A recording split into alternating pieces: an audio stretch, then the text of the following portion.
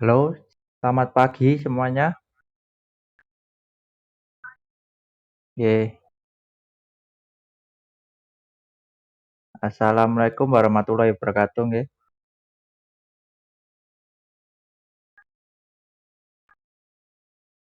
Perkenalkan nama Bapak Rahmat Prayoga, asal dari Klaten.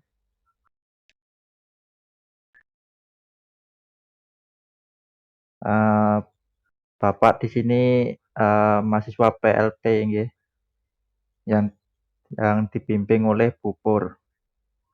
Nah, di sini Bapak akan menjelaskan dinamika perwujudan Pancasila sebagai dasar negara dan pandangan hidup bangsa. Tapi sebelum itu ada yang mau bertanya tentang Bapak, eh, tentang apa? eh, Tentang eh, biodata Bapak atau gimana?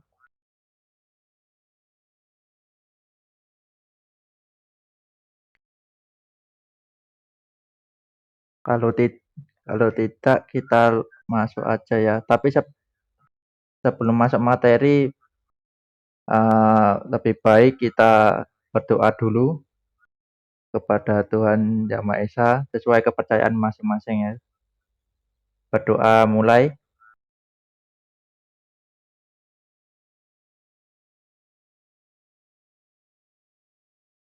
berdoa selesai. Di pertemuan ini Bapak akan menjelaskan materi dari subbab 1 ya, tentang perwujudan nilai-nilai Pancasila dalam berbagai kehidupan. Nah, untuk yang perwujudan nilai-nilai Pancasila dalam berbagai bidang kehidupan itu yang pertama ada perwujudan Pancasila di bidang politik. Nah, Pancasila sendiri sebagai ideologi bangsa menjadi pegangan warga dalam kehidupan bermasyarakat dan berbangsa. Lima isi Pancasila tidak dapat dilepaskan dari penerapannya dalam semua lini, baik lingkungan sekitar maupun dalam keluarga. Tak hanya itu, dalam bidang politik dan hukum, ekonomi, sosial budaya pun nilai-nilai Pancasila tak dapat ditinggalkan. Nilai-nilai ini bahkan harus diwujudkan sebagai sebab Pancasila sendiri dirumuskan dari nilai-nilai budaya yang luhur. Perwujudan nilai-nilai Pancasila di bidang politik dapat dilihat dari beberapa hal, seperti lembaga negara, lembaga hukum, dan sistem demokrasi Indonesia. Nah, untuk yang di bidang politik, kita dapat melihat dari perkembangan kebutuhan masyarakat dan negara mengenai lembaga negara. Seperti Indonesia memiliki lembaga negara seperti MPR, DPR, Presiden, MA, MK, KY, dan BPK. Di sini ada yang tahu kepanjangan dari MK? Mungkin ada yang tahu?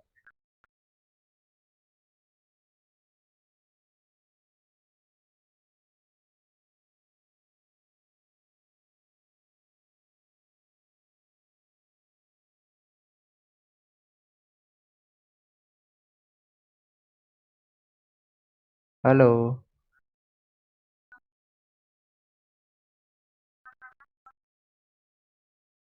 nggih. Tadi Mbak Kesa nggih? Ya, makasih Mbak Kesa. Bentar ya, tak catatnya dulu namanya.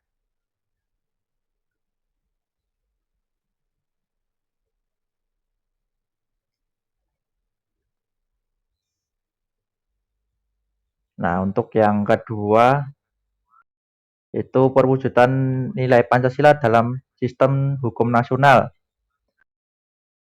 Jadi, berdasarkan Pancasila sebagai sumber dari segala sumber hukum, semua peraturan atau undang-undang yang berlaku tidak boleh bertentangan dengan isi dari Pancasila. Karena Pancasila adalah standar yang harus jadi patokan dalam melaksanakan semua pembuatan sumber hukum demi terwujudnya masyarakat Indonesia yang adil dan beradab, yang tertib, yang tidak berpecah belah dalam menerapkan aturan-aturan hukum yang ada di Indonesia. Untuk untuk sila pertama seperti ketuhanan Yang Maha Esa, juga sila kedua kemanusiaan yang adil dan beradab, yang ketiga persatuan Indonesia, dan kerakyatan dipimpin oleh kebijaksanaan dan pemusyawaratan. Dan di sini Bapak ingin bertanya, ini ada yang tahu bunyi dari sila kelima dari Pancasila?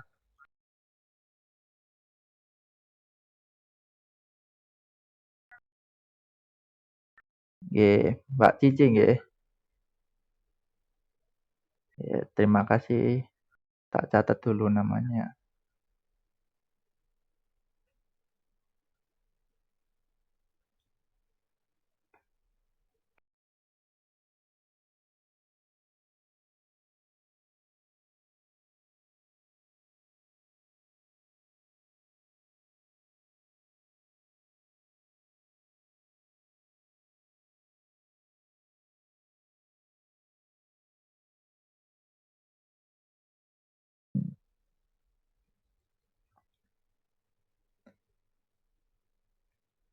Nah, jadi pembuatan segala sumber hukum seperti undang-undang dasar, undang-undang, dan peraturan daerah itu tidak boleh bertolak belakang dengan isi dari Pancasila. Karena jika bertolak belakang nanti bisa mengubah ideologi bangsa dan itu bisa menyebabkan keruntuhan bangsa Indonesia. Nanti akan terjadi perpecahan bangsa karena ideologi bangsa Indonesia itu sendiri adalah Pancasila adalah jati diri dari bangsa Indonesia. Kalau diubah, maka akan Indonesia juga akan berubah. Dan untuk selanjutnya, perwujudan nilai Pancasila dapat dilihat pada demokrasi yang mengutamakan musyawarah mufakat. Di sini tentunya juga pernah nggih siswa-siswa itu musyawarah di sekolah nggih. Kalau Bapak ingin tahu itu musyawarah itu apa nggih?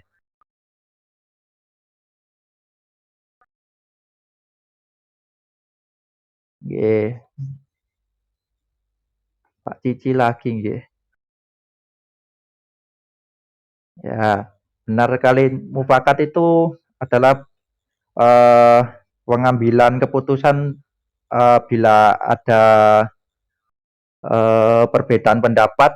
Jadi kita mengadakan mufakat yaitu dengan melakukan seperti perundingan, melakukan voting, terus mengambil suara terbanyak untuk dijadikan eh, hasil akhirnya nanti yang akan dipakai. Nah, untuk materi yang selanjutnya, perwujudan nilai Pancasila dalam di bidang sosial budaya dapat terlihat pada hal seperti menghargai keragaman budaya Indonesia, pelestarian keragaman budaya Indonesia, pengembangan nilai sosial dan budaya masyarakat menuju modernisasi yang dijiwai Pancasila. Nah, namun agar dapat terarah pada terwujudnya masyarakat yang Pancasilatis, perubahan itu harus dikembangkan dengan nilai Pancasila yang ada di dalamnya. Jadi walau sudah maju dan modern, tetapi nilai-nilai kesopanan, musyawarah, gotong royong, dan nilai luhur lainnya masih harus dipegang warga negara Indonesia, sehingga derasnya budaya barat itu atau westernisasi tidak membuat orang Indonesia lupa pada Pancasila. Nah, jadi kita juga selain kita harus juga mempelajari budaya-budaya luar, tetapi kita juga tidak boleh lupa kepada jati diri bangsa Indonesia yaitu Pancasila. Bapak ini bertanya, ini ada di desanya ada yang masih ada wayang gitu, pergelaran wayang atau mungkin karawitan, tapi masih ada nggih?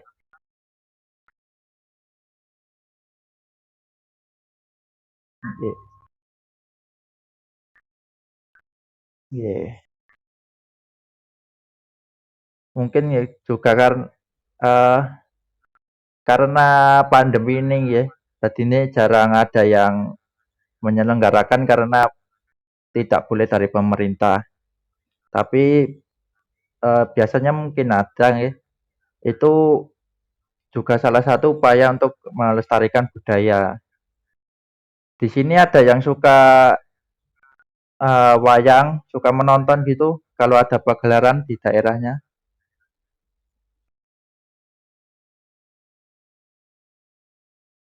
atau mungkin di rumah main lihat TikTok mungkin.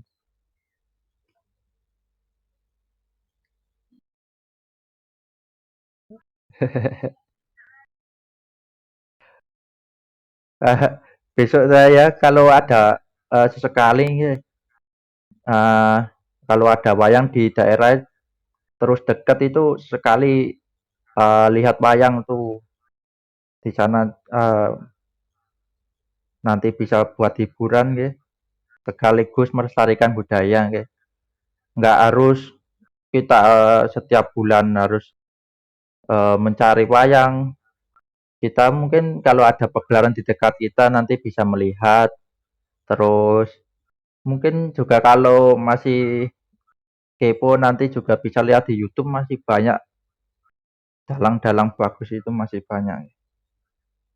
Nah, untuk materi selanjutnya, perwujudan nilai-nilai Pancasila di bidang pertahanan dan keamanan.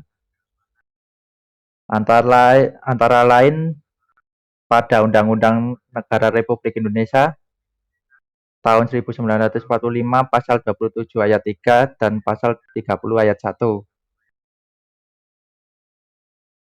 Nah, untuk pasal 27 ayat 3 itu berbunyi menyatakan bahwa setiap warga negara berhak dan wajib ikut serta dalam upaya pembelaan negara. Jadi kita itu wajib untuk membela negara. Eh, Contohnya saja yang mudah itu di kehidupan sehari-hari itu,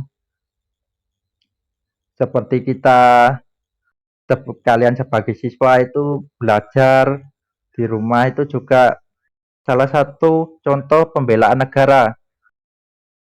Kita mengabdi sebagai di bidangnya masing-masing.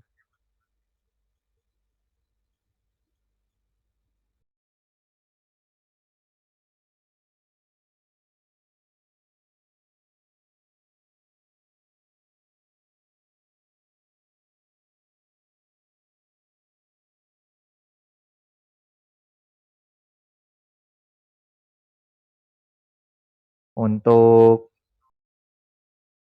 Undang-Undang Negara Republik Indonesia pasal 30 ayat 1 itu berbunyi bahwa tiap warga negara berhak dan wajib ikut serta dalam usaha pertahanan dan keamanan negara.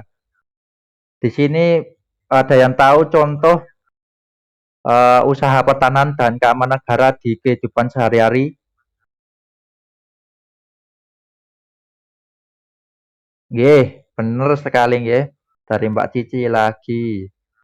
Itu contoh dalam kehidupan sehari-hari itu adalah pos kamling atau kegiatan ronda malam nggih. Mungkin di sini masih umurnya masih 15 tahun nggih, 15 14 nggih. Nggih. Jadi mungkin kalau umur segitu enggak ya jangan ronda dulu, masih bisa belajar, nanti kalau besok udah dapat KTP yang laki-laki bisa ikut ronda sebagai perwujudan ikut serta dalam usaha pertahanan dan keamanan negara. Nah,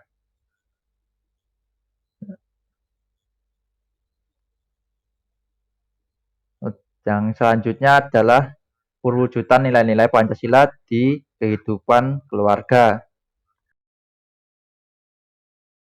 Penting bagi orang tua untuk menanamkan nilai moral Pancasila pada anak-anak agar dapat bersosial dengan baik di kehidupan masyarakat sekitarnya.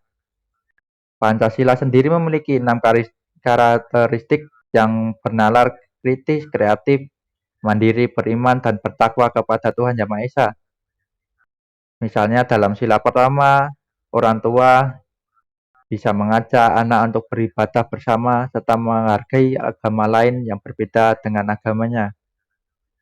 Jadi sebagai penerapan Pancasila sila pertama itu kita harus uh, bertakwa kepada Tuhan kepercayaan kita masing-masing. Kalau yang Islam nggih sholat 5 waktu, kalau nggih yang Kristen ke gereja ya nggih. Nah, untuk sila kedua diterapkan dengan saling berinteraksi bersama saudara, teman, tetangga hingga muncul rasa empati dan simpati atas uh, rasa rasa kemalangan, rasa senang yang dirasakan orang lain. Nah, di sini anak bisa diedukasi oleh orang tua nggih untuk menghibur temannya kalau yang sedang sedih, kalau uh, teman-temannya ada yang kesusahan bisa saling tolong menolong. Nah, untuk yang sila ketiga, nggih, nggih. Untuk sila ketiga dapat dilihat dari penerapannya saat anak-anak berhadapan dengan lingkungan sekolah yang terdapat dari perbedaan suku, bahasa, dan agama, sehingga anak belajar bertoleransi dan menghargai. Di sini ada yang dari luar Jawa mungkin, asalnya nggih mungkin. Jadi dari Semarang kabeh nggih niki.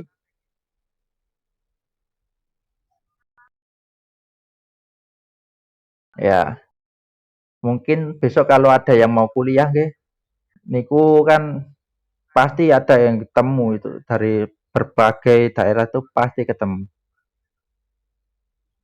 Jadi kalau besok itu kalau kita ketemu teman yang beda agama, yang berbeda suku, jangan saling mengejek karena itu bisa menyebabkan perpecahan bangsa gitu. Nah, jadi itu kalau ada berbeda agama itu kita nggih berteman-teman saja. Jangan saling menjelekkan agamanya masing-masing. Nanti bisa jadi kita harus belajar bertoleransi dan saling menghargai.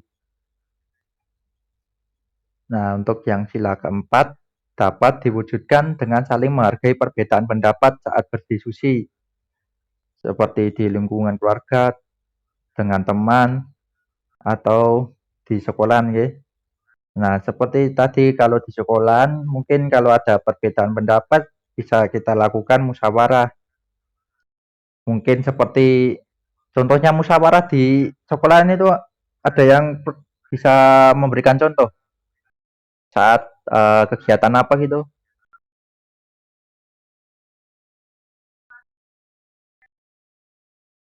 Ya, ya benar itu seperti menentukan ketua kelas, gitu, bendahara dan lain-lain, gitu. Seperti itu bisa dimusyawarahkan, biasanya dilakukan musyawarah untuk mencari ketua kelasnya siapa, bendahara, sekretaris dan lain-lain. Jadi kalau mungkin kalau ada yang dipilih jadi ketua itu jangan nggak mau nggih. Kalau sudah jadi keputusan bersama itu kalau bisa diusahakan bisa. Nanti kalau dan teman-teman yang lainnya itu jangan terus kalau si A sudah jadi ketua terus nggak dibantu. Mungkin kalau si A ada masalah atau kesulitan menjadi ketua bisa dibantu. Jadi si ketua itu tidak terlalu berat nggih bebannya mungkin. Nah,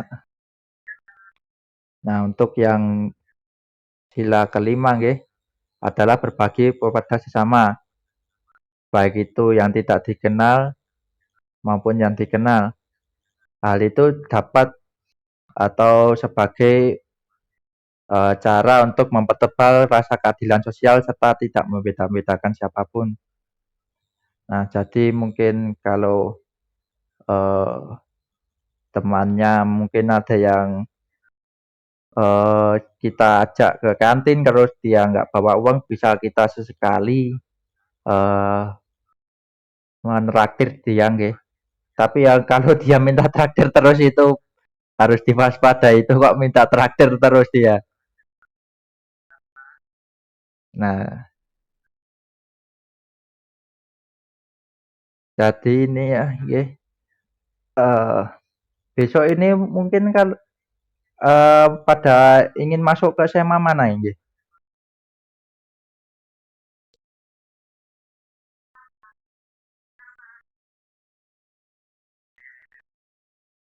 Wah, kebanyakan nih pengen ke SMK nggih.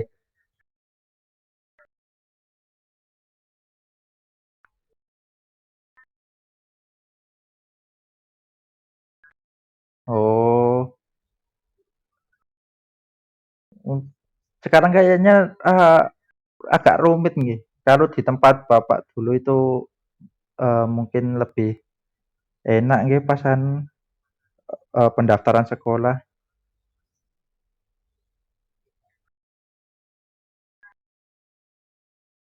Nggak ada itu, nggak ada.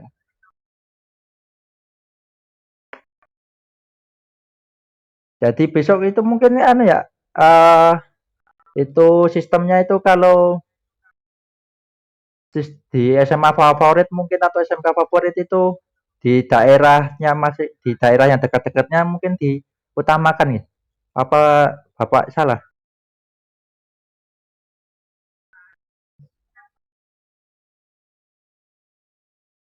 Iya. Oh,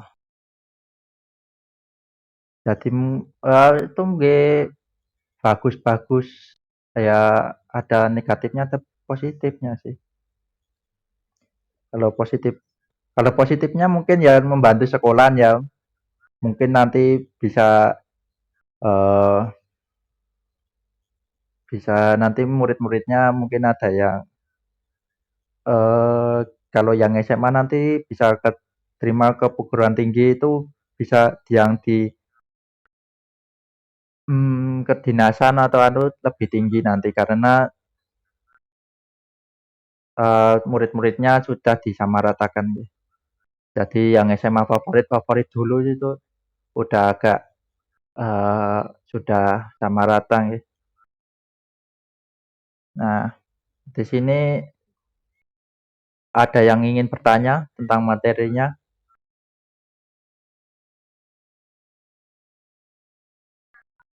Iya. Nanti kalau mungkin kalau ada pertanyaan bisa dikomentarkan ke Google Classroom, ya. Nah, untuk absennya sendiri, ya, untuk absennya sendiri nanti bisa di screenshot ya ini eh bukti ini di saat di Google Meet ini di screenshot. Nanti Bapak juga kirimkan soal pendalaman materi berbentuk pilihan ganda. Nanti pilihan ganda 10 soal saja. Bapak harap nanti semua mengerjakan nggih. Karena kan nanti kan cuma cuma cuma itu pilihan ganda. Jadi Bapak harap itu nanti semua mengerjakan. Terserah sih nanti kalau yang ditulis nggih mungkin ada nilai plusnya mungkin. Jadi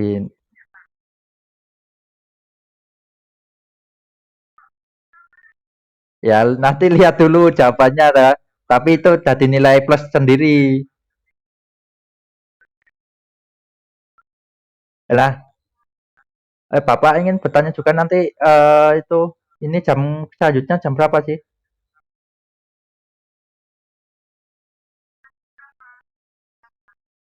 Jam berapa?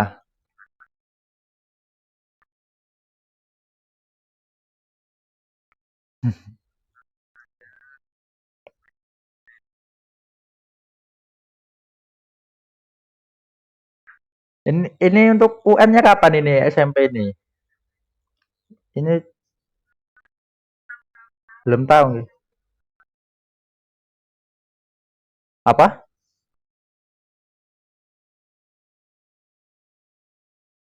Saya dengar ini kayak sepertinya besok anu nggih, September awal itu sudah mulai anu eh pembelajaran offline.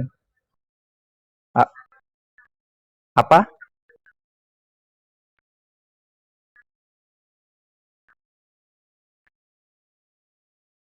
Oh. Tapi di sini ini kelasnya besok nggih disuruh ke senam nggak Jumat itu?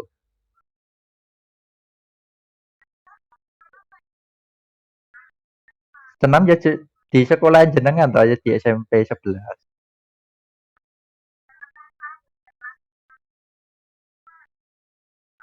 Nggak tahu. Ini sama apa guru-guru mungkin nanti nggak semuanya mungkin nanti dipilih berapa saja nanti kan juga mengikuti protokol jadi mungkin beberapa saja.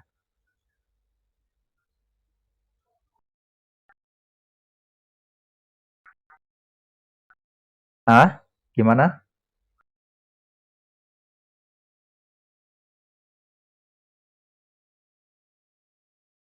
Nah, ya udah kalau gitu nanti jangan lupa di screenshot, dikirimkan juga dikirimkan di Google Classroom beserta jawaban dari soalnya nggih. Eh, oke, kita akhiri pembelajaran hari ini dengan bacaan alhamdulillah. Alhamdulillah, alhamdulillahirabbil alamin.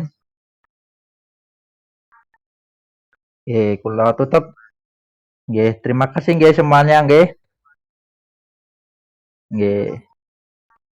Nggih, kula pamit riyin.